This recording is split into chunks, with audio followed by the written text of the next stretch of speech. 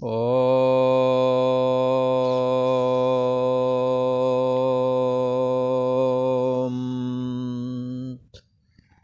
ओम गुरु ब्रह्मा गुरु विष्णु गुरुदेव महेश्वरा गुरु साक्षात् परम ब्रह्म तस्मै श्री गुरुवे नमः। योगेश्वर श्री कृष्ण भगवान की जय। ऐं सरस्वत्यै नमः।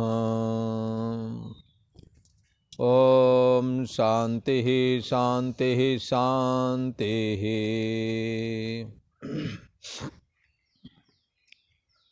पूर्व का प्रसंग एक बार स्मरण करते हैं। इस 8वें अध्याय में भगवान श्री कृष्ण अर्जुन के माध्यम से साधकों को ये कहना चाह रहे हैं कि अरे साधकों, आपको हमारा स्मरण करना चाहिए, हमेशा करना चाहिए। सर्वेषु कालेषु माम अनुस्मर, हर समय मेरा स्मरण करना चाहिए। युद्ध चा का मतलब है अर्जुन को युद्ध प्राप्त था और हम लोगों को घर गृहस्थी के काम प्राप्त हैं, तो अपने काम भी करें और परमात्मा का स्मरण भी करें। खैर, तो हमेशा स्मरण करना चाहिए, और यदि हमेशा स्मरण ना कर सको तो अंतिम समय में हमारा स्मरण जरूर कर लेना। हमें तुम्हारी बड़ी चिंता है कि तुम्हारा उद्धार कैसे हो, इसलिए कर लेना। होना तो चाहिए, आजीवन करना चाहिए, पर आजीवन यदि स्मरण ना कर सको तो अंत काले चा मामेव स्मरण मुक्त्वा कलेवरम यह प्रयाति सा मद्भावम। जो अंतिम समय में मेरा स्मरण करता है, शरीर का त्याग करता है, नास्त्यत्र संशया, इसमें तुमने कभी संशय नहीं करना। अंतिम समय में यदि तुमने हमारा स्मरण किया तो तुम निश्चय ही मुझे प्राप्त हो जाओगे। अर्जुन से भगवान श्री कृष्ण कह रहे हैं। तो ठीक है, अंतिम समय में हमें स्मरण करना चाहिए। होना तो चाहिए कि हमें हर समय हर हमेशा परमात्मा का स्मरण करें। पर किसी ने कहा महाराज हमेशा तो एक जैसी वृत्ति होती नहीं है, हमेशा कैसे स्मरण हो सकता है? हमेशा स्मरण हो सकता है अगर किसी से आपका द्वेष हो गया हो, किसी ने अपमानित कर दिया हो और उसको आप बदला नहीं ले पा रहे, उसको आप जवाब नहीं दे पाए, आपको कसकता है।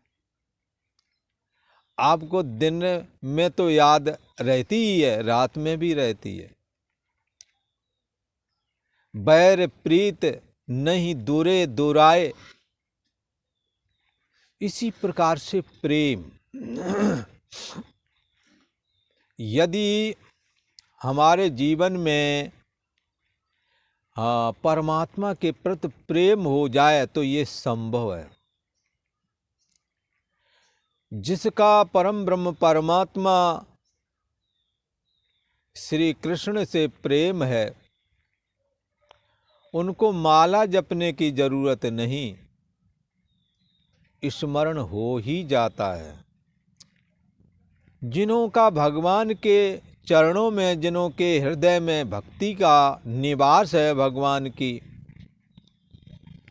उन्हों के लिए ऐसा कहते हैं उन्हें आसन लगाने की जरूरत नहीं है।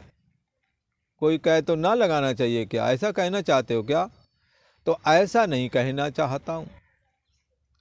आसन जरूर लगाओ, आसन लगाकर जब तक स्मरण कर सको करो, आसन सिद्ध करो, प्राणायाम करो, आसक्ति और फल की इच्छा से रहित होकर के कर्मों को भी संपादन करो। पर यदि परमात्मा के चरणों में अनन्य भक्ति यदि है आपकी, तो फिर आसन से जब उठोगे तो भी चिंतन चलेगा, और आसन में रहोगे तब भी चलेगा। इस करके प्रेम गली अति साकरी, ये प्रेम का मार्ग, भक्ति का मार्ग एक ऐसा मार्ग है, ये स्वाभाविक तौर पर दूसरा चिंतन नहीं चलने देता। इसलिए ब्रज की गोपियाँ आपस में चर्चा करती और कहती कि मैं तो इन भगवान श्री कृष्ण को भुलाना चाहती हूँ, पर ये हमारे दिमाग से निकलते भी, हमारे दिल से ये निकलते भी तो नहीं है। क्या है, प्रेम में कुछ ऐसा ही है, 24 घंटे चिंतन चलता है, स्मरण रहता है, सो जाओ तो सपना भी उसी का देखते हैं। पर बंधुओं, ये आपके लिए कठिन नहीं है, आप ये करके आए हैं, ये क्लास पढ़ के आए हैं। जब आपका किसी से प्रेम हुआ है, तब आप अपने दिल को टटोल के देखें, क्या आप सपना नहीं देखते थे उसके? चाहे पुरुष हो चाहे स्त्री हो, यदि प्रेम है तो वो उनका स्मरण, उनका स्मृति बनी ही रहती है, रुकती नहीं है। इसी प्रकार अपनी संतानों के प्रति माताओं का स्मरण, यदि कहीं उनके बालक अलग हो गए या किसी कारण कहीं चले गए, उन माताओं से जाकर के आप पता करें। वो माला नहीं जपती, आसन नहीं लगाती, पर उनके दिमाग से वो बात निकल नहीं पा रही है। उत्तराखंड की आपदा के समय में बहुतों ने अपने बेटे गंवाए, बहुतों ने अपनी माताएं गंवाई, पिता गंवाए, और उस आपदा में एक का पति वो जो रेला आया उसमें वो राम राम सत्य हो गए। पर एक महिला है, इतना समय बीत गया है, उसने श्रृंगार नहीं उतारा। उसका कहना है कि हम कहीं न कहीं जीवित जरूर है, नहीं मरा है। नहीं विश्वास होता। जाकर जापर सकत सनेहु, सोते ही मिले न कछु संदेहु। जिस पर जिसका सख्त स्नेह होता है, वो उसकी प्राप्ति उसे हो ही जाती है। बंधुओं, ये बात ये स्थिति यदि परमात्मा के प्रति लागू हो सके तो निश्चय ही ये संभव है, हमेशा स्मरण रहे और अंतिम समय में भी परमात्मा श्री कृष्ण की, परमात्मा श्री हरि नारायण का स्मरण कोई रोक नहीं सकता। इसलिए हमेशा भगवान का स्मरण कैसे हो, तो ऐसे हो सकता है। अति हरि कृपा उस पर होती है जो इस रास्ते पर चल पड़ता है। उसको परमात्मा की नजर से वो ओझल नहीं होता, उसके लिए परमात्मा ओझल नहीं होता। अर्थात ऐसे साधक के हृदय से परमात्मा हटता नहीं और परमात्मा के आगे से वो साधक नहीं हटता। इस करके हमें परमात्मा के स्मरण में ऐसा कुछ करना चाहिए कि जिससे हमारी स्मृति बनी रहे। भगवान श्री कृष्ण ने स्मरण के लिए आसन की भी विधि बताई। भ्रुकुटी के मध्य में प्राणों को स्थापित करके, मन को स्थापित करके आप वहाँ उस पॉइंट पर आप परमात्मा का स्मरण करें, ध्यान करें, ओम का उच्चारण करें। ऐसा करके, ऐसा स्मरण करते हुए यदि तुमने देह का त्याग किया तो परम गति अर्थात परमात्मा की प्राप्ति तुम्हें होवेगी। ये भगवान श्री कृष्ण का वचन है बंधुओं। योग साधना कर सको अच्छी बात है, कर्म योग करो, क्योंकि कर्म योग प्रथम क्लास है, इसके बगैर किसी की गति नहीं है। परमात्मा का स्मरण करो, कर्म करो, अपने सारे घर गृहस्थी के कार्य संपादन करो। पर बंधुओं, भगवान श्री कृष्ण के उपदेश को नहीं बोलना। वो कहते हैं कर्म तुम्हारे तब सार्थक होवेंगे जब आप उन कर्मों को मुझे अर्पित करोगे। ब्रह्मण्याधाय कर्माणि संगम त्यक्त्वा करोत्या लिप्यते न स पापेन पद्म पत्र मिमाम बसा। उस मुझ परम ब्रह्म परमात्मा को अपने संपूर्ण कर्मों को अर्पण कर दो। तुम पाप से ऐसे ही नहीं बंधोगे, कर्तापन रूप पाप से। आप जो कर्ता बनता है वो भोक्ता अपने आप बन जाता है। जो पत्नी से, जो किसी स्त्री से विवाह करता है वो पति अपने आप बन जाता है। यदि तुम कर्ता बनोगे तो भोक्ता अपने आप बन जाओगे। पुत्र पैदा हो गया तो माता पिता बनाने पड़ेंगे क्या? बन ही गए उसके लिए। इसलिए ये कर्तापन ही सबसे बड़ा पाप है, जिसके चलते ये कामना युक्त कर्मों को करता है और कामना की पूर्ति न होने पर क्रोध करता है और क्रोध से फिर पाप कर्म बन जाते हैं। काम एष क्रोध एष रजोगुण समुद्भवा महासनो महापापमा विद्य एनमी बैरिणम। भगवान श्री कृष्ण कहते हैं तुम्हारे यही सबसे बड़े बैरी हैं। कामना पूर्ति नहीं हुई, आप क्रोध के अधीन हो गए, और जिसको जो सम्माननीय थे, जो आदरणीय थे, उन्हों को आप अनाप शनाप बोल गए। हमें इससे बचना चाहिए। भगवान श्री कृष्ण ने कहा यदि तुम योग साधना और इन सब में नहीं सक्सेस हो पा रहे हो तो बंधुओं तुम कुछ ऐसा करो कि अंतिम समय में मेरा स्मरण करो। और आगे तो जाकर के भगवान ने सारी जिम्मेदारी ही अपने ऊपर ले ली है। कहा है सर्वधर्मान परित्यज मामेकम शरणम व्रजा अहम त्वा सर्व पापेभ्यो मोक्षयिष्यामि मां शुचा। आप घर गृहस्थी के धर्म निभाते निभाते उकता गए। आपसे पिता का धर्म नहीं उठाया जा रहा है, भाई का धर्म नहीं उठाया जा रहा है। आपको परिवार की जिम्मेदारियां उठाते उठाते लंबा वक्त बीत गया है, पर जिम्मेदारी पीछा नहीं छोड़ती। आपके कंधे थक गए हैं, जिम्मेदारी नहीं उठा पा रहे हैं।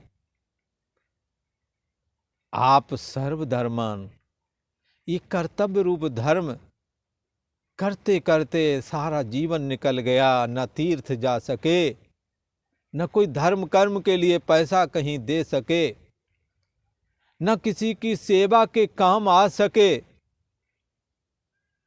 क्योंकि कर्तव्य का बोझ बहुत था।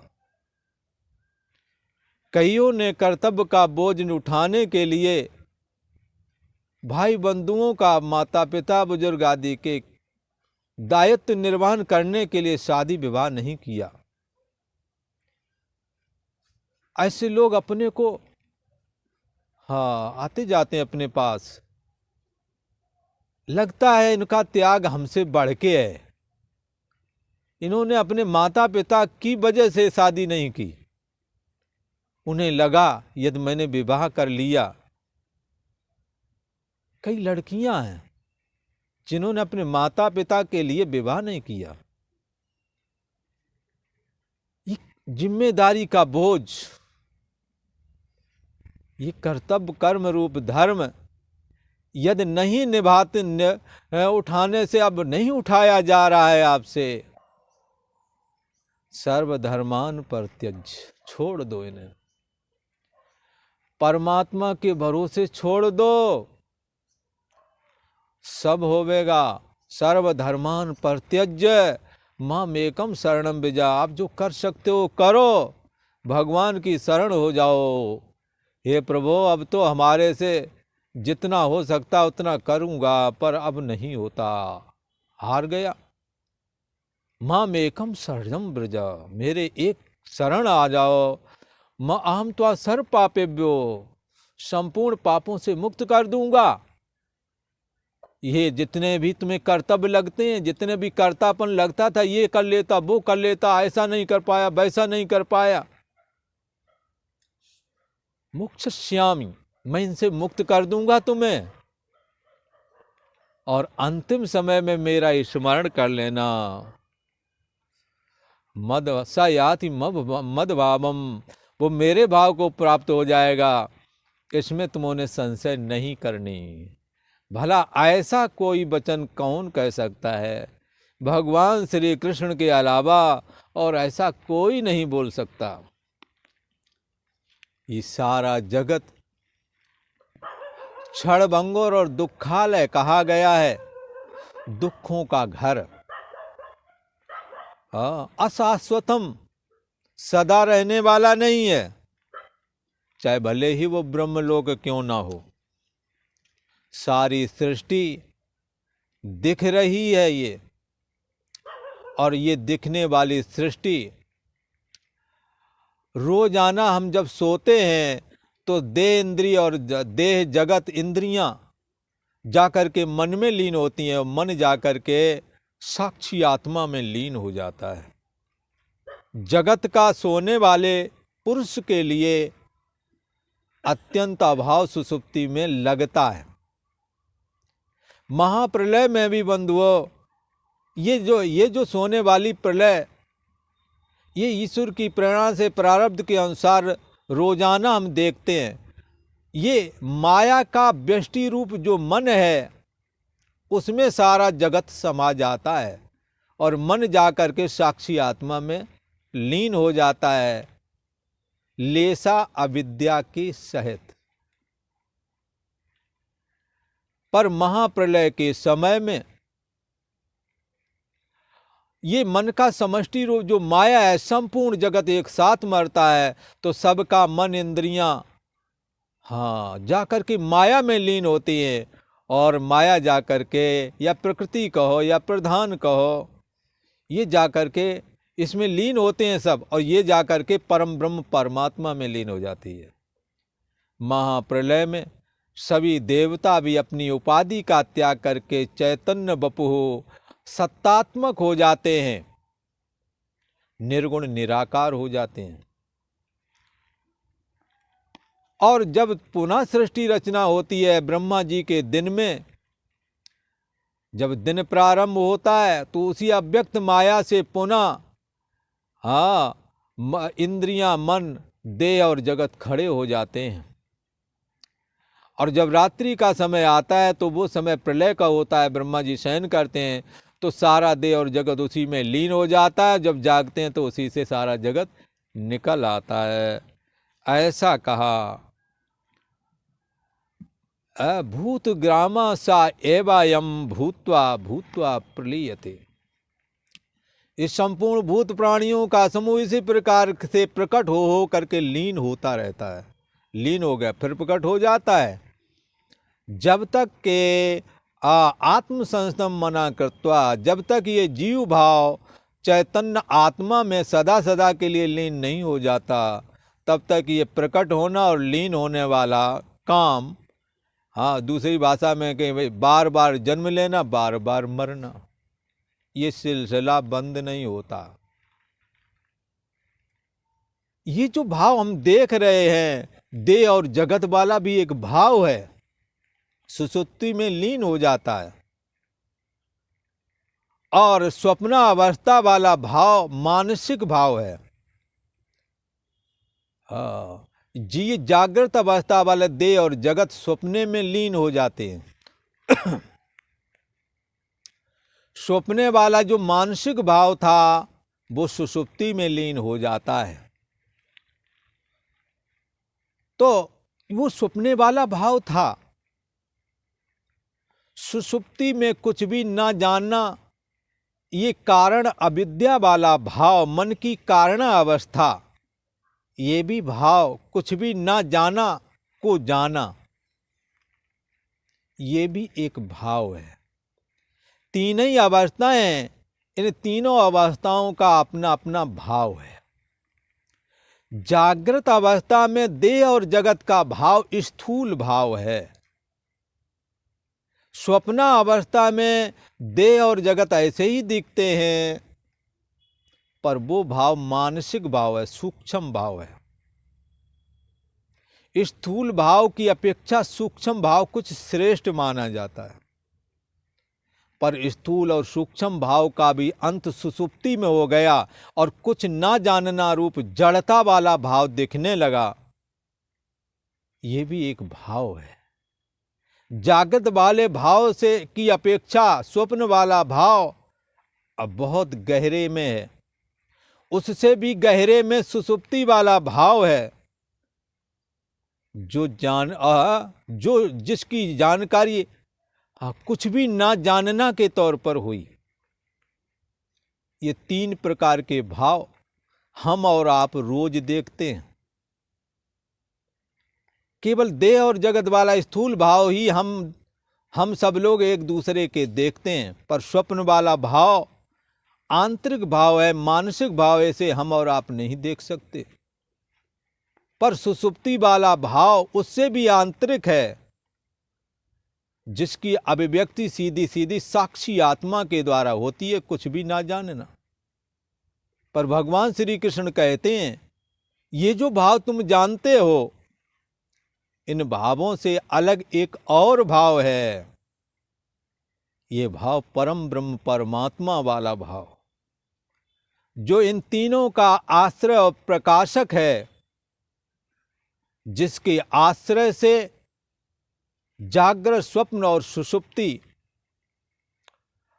फुरते हैं, जिसके रहते इनका आना होता है, जिसके रहते इनका जाना अर्थात इनका अभाव भी जाना जाता है। जागृत आया, जागृत का अभाव, जागृत आया, जागृत का भाव देखा, जागृत नहीं रहा, जागृत का अभाव जाना। मानसिक भाव आया, मानसिक भाव आया, उसको जाना, चला गया, उसका अभाव जाना। सुषुप्ति में कुछ ना जानना का भी अभाव जागृत में हो गया। जब जागे, सबका भाव और अभाव दोनों जाना गया, इन सभी का। पर किसके द्वारा? एक ऐसा भाव जो इन सब से आंतरिक है, इन सब के भी सबसे अंतर में है। जागृत के अंदर सूक्ष्म है, सूक्ष्म के अंदर कारण है। इन तीनों का भी जो कारण है, इन तीनों का जो भी आश्रय और प्रकाशक है, वो परम भाव है। यही भगवान श्री कृष्ण का अपना भाव है। भगवान श्री कृष्ण कहते हैं, प्रायः करके लोग इन तीन प्रकार के भावों को जानते हैं, पर इन तीनों प्रकार के भावों का जो आश्रय और प्रकाशक है, उसको नहीं जानते। जब तक उसको नहीं जानते, तब तक ये स्थूल वाला भाव, सूक्ष्म वाला भाव और कारणावस्था वाला भाव, ये जीव को पुनरप जननम पुनरप मरणम में फंसाए रहता है। बार बार माता के उदर में उल्टा लटकता है। एक ने दुखी होके कहा, ये 84 लाख योनियां जाना, बार बार मरना जीना, ये कब खत्म होवेगा? लक 84 खत्म हुआ ना, बीत कल्प जुग 4 गए, नाक में दम हो गई करूं क्या, मरते मरते हार गए। अब पुनः बचपन जवानी बीत गई, अब पुनः फिर मरने का नंबर आ गया। डरता है मन, शरीर छूटेगा, पद पदार्थों में आसक्ति जुड़ी हुई है, हार गया हूं। अब इस सिलसिला ये बंद होना चाहिए। कैसे बंद हो? भगवान श्री कृष्ण ने कहा, ये गीता का 8वां अध्याय है और 20वां श्लोक है। भगवान श्री कृष्ण कहते हैं, हे अर्जुन, परस्तस्मात्तु भावोऽन्यो व्यक्तो व्यक्तात् सनातना, यसा सर्वेषु भूतेषु नश्यत्सु न विनश्यति। परंतु हे अर्जुन, तस्मात् अव्यक्तात् परा, ये अव्यक्त में देह और जगत पूर्व के श्लोक में बताया था कि जब ये प्रलय होती है तो अव्यक्त में ये सब लीन होते हैं। अव्यक्त कहते हैं, हाँ, जो ब्रह्मा जी का सूक्ष्म शरीर है उसको अव्यक्त कहते हैं, और उसी को हाँ माया भी कहते हैं। माया की उपाधि, भगवान ब्रह्मा जी की जो उपाधि है, जो अंतःकरण है, वो राजसी माया है। भगवान विष्णु का अंतःकरण सात्विकी माया है। भगवान रुद्र का अंतःकरण तामसी माया है। सारा जगत ब्रह्मा जी ने उत्पन्न किया और उनका अव्यक्त भाव है राजसी, रजोगुणी माया, रजोगुणी प्रकृति। उसी में जाकर के ये सब लीन हो जाते हैं। उसको यहाँ अव्यक्त करके सूचित किया है। वो दिखता नहीं पर है। इसी प्रकार से भगवान श्री कृष्ण कहते हैं कि परंतु जो ब्रह्मा जी का सूक्ष्म शरीर रूप अव्यक्त भाव है, अर्जुन, तस्मात् अव्यक्तात् परा अन्यः यः सनातनः, उस अव्यक्त भाव से भी परे एक और ऐसा अव्यक्त भाव है जो दिखने में नहीं आता। वो भी दिखने में नहीं आता है। ब्रह्मा जी का सूक्ष्म शरीर जो अव्यक्त भाव है, जिसमें ये सारे भूत प्राणी लीन हो जाते हैं, वो दिखने में नहीं आता है। पर उससे भी परे एक और अव्यक्त भाव है। वो कैसा है? इससे विलक्षण है। जिसमें ये सारी सृष्टि लीन होती है, इससे वो विलक्षण है।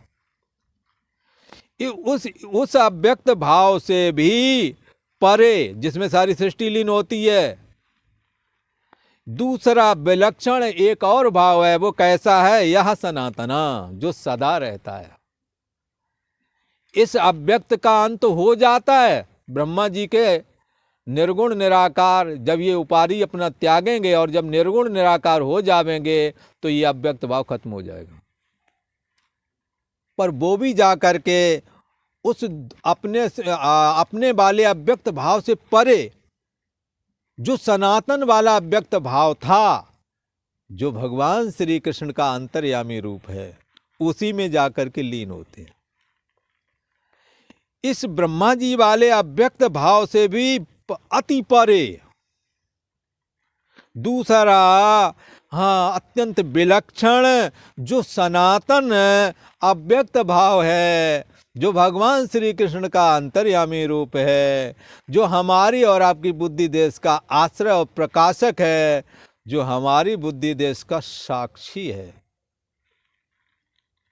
ऐसा जो अव्यक्त भाव है, हाँ, सह, हाँ, सर्वेषु भूतेषु नश्यत्सु न विनश्यति, वह परम दिव्य पुरुष है, वह परम दिव्य भाव है, उसको आत्मा बोलते हैं। गीता में उसे आत्मा बोलते हैं, उपनिषद में उसी को ब्रह्म बोलते हैं, शैव उसी को शिव बोलते हैं, शक्ति वाले उसी को पराचिति बोलते हैं, शूर वाले उसी को शौर बोलते हैं,